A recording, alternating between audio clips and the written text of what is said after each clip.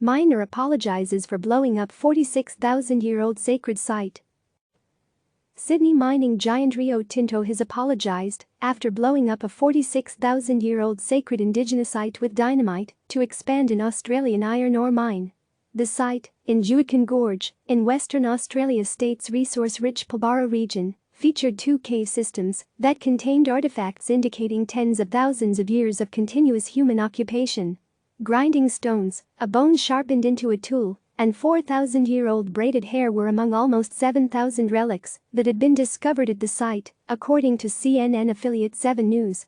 Rio Tinto is one of the world's largest mining companies and has vast operations in Australia. Its iron ore mines make up more than half of its revenue.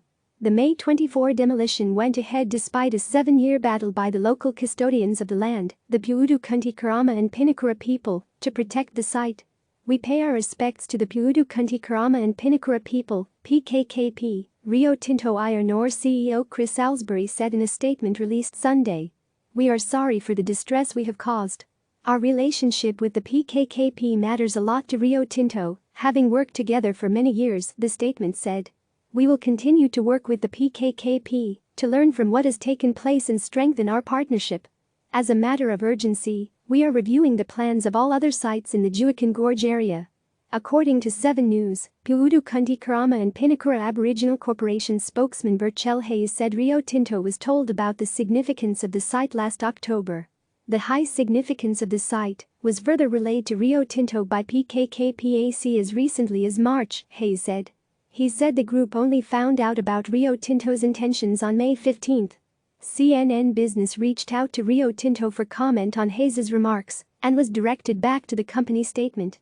Federal Indigenous Affairs Minister Ken Wyatt said the destruction should not have occurred, adding that he had personally spoken to the traditional owners of the land. It's incredibly important this doesn't happen again, said Wyatt, an Indigenous Australian. The West Australian state government needs to ensure that their legislation and approvals processes protect our Indigenous cultural heritage. It seems quite clear that in this instance, the legislation has failed.